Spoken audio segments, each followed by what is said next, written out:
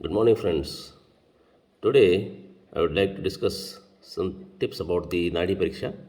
As one question was asked by my student, which book is better for reading the Nadi Pariksha? So, the basic tips what I am practicing with the Nadi Pariksha that I would like to share with you people. So, you can see there in the video above the first half means the upper half of this dual recording, you are able to see that the Nadi Pariksha, I have made a diagram to explain this particular Nadi Pariksha. And here, this is the from the left side to right side. If you go, this is the index finger, and this one is the middle finger, and this one is the ring finger, obviously. So, the basic thing is that each finger is represented with a particular dosha. It is for when you keep place this these three fingers for examination of the nadi, you will be it means the rule is that the patient should be in the supine position as much as possible. Okay, the nadi should be examined patient in the supine position, and your index finger should be towards the wrist of the patient, that is towards the thumb of the patient. So that is one angula, that is almost about 1 inch from the what you call the base of the palm. The index finger should be placed. Means the index finger should be lying outside or distal to the means towards the thumb of the patient or towards the wrist of the patient. So if you place in that particular pattern, so index finger lies outside or the away from the what you call the head of the patient, and the rest of the fingers they will be towards the head of the patient. So each the finger should be divided equally into 5 parts.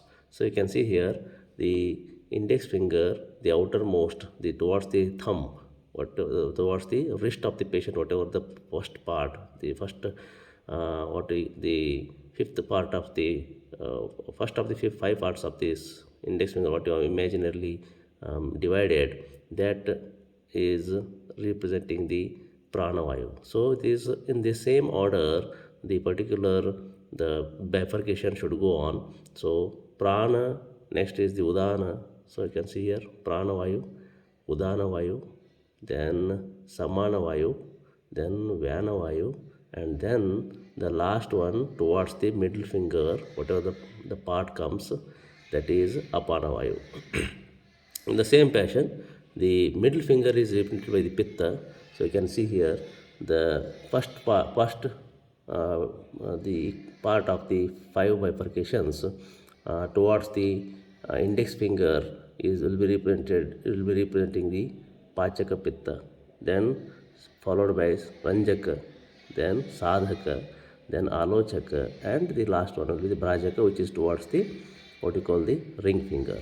And in the same fashion, ring finger should also be divided into 5 parts, equal five parts, wherein uh, the first part towards the what you call which is lying adjacent to the middle finger will be represented by the, you can see here, Avalambaka Kapha, then the Kledaka Kapha, then the third part will be Bodhaka Kapha, and fourth part will be Tarpaka Kapha, and the last part which will be towards the head of the patient or towards the cubital fossa of the patient, whichever the part is lying, that is represented by the Shleshaka Kapha.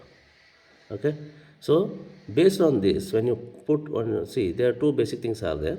If you press deeply and then assess, then it will be the present status of the doshas will be pursued. And if you keep the your fingers on the nadi means without any pressure, superficially, if you are assessing the nadi, if you are feeling the nadi, that will be, you will be able to understand the prakriti of the patient. So the nadi pariksha can be for both, that is a pathological assessment or the physiological, means the status of the doshas when you press deep, okay, and assess, feel the nadi. When you put it very superficial without any pressure, if you put it superficially, gently place it on the nadi, and if you feel the whatever the nadi, whichever finger it touches, like for example, on the whenever if you place a superficial means without any pressure, if you place your fingers on the nadi, then what happens? If it is touching the index finger, then Vata Prakriti, the patient will be of Vata Prakriti. If it is touching with the middle finger, the patient will be of Pitta Prakriti. And if it is touching the what you call ring finger, then the patient will be of Kapha Prakriti. And accordingly, if it is touching two fingers at the same time, like for example, if the third is touching the index as well as the ring finger, then it will be Vata, Pitta. And of course, depending upon the volume, you are supposed to assess whether the Pitta Pradhana Vata or Vata Pradhana Pitta Prakriti. In the same way, when it is touching the middle and the ring finger, then it will be Pitta and Kapha. Whereas if it is touching the index and the what you call ring finger, then it will be Vata and Kapha. So accordingly you can assess. Okay, so when you press, if for example, if the nadi is felt at the first fifth hall, means the first hall of the what you call the index finger, then it will be visheshan of the pranavata. Okay, so vikriti of the pranavata. In the same way, wherever it is touching, you can make the specific identification of whether it is Vata, either of the, which of the Vata is vitiated, or which of the Pitta is vitiated, which of the Kapha is vitiated. So these things will come by practice. You need to practice every day with every patient. You should touch, you should feel, and you should try to correlate the clinical complaints with your findings. So for example, if the prana vata vikriti is there, most of the time patient will be with headache or stress or the complaints of jatrurdva. Okay, and even some respiratory complaints can be means will be seen in the patients.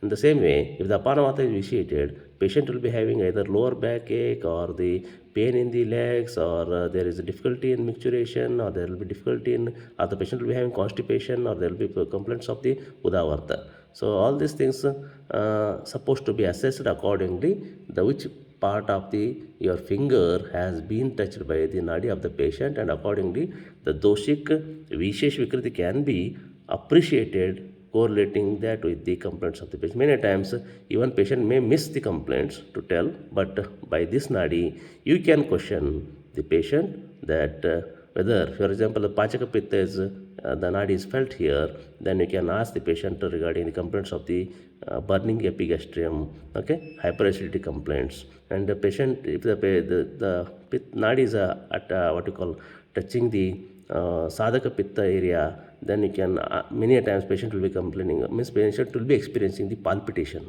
Okay, so these things can be what you call easily identified, and I hope this will help you to practice nadi, and the further part I can discuss in the next video, because the already video has reached my beyond my time limit, that is 6 minutes, so it is 8 minutes now. So if any queries are there, kindly put your comments in the comment section, so that I can revert back to them and I can answer whatever the amount of knowledge, means the whatever I could answer. I am able to answer your questions.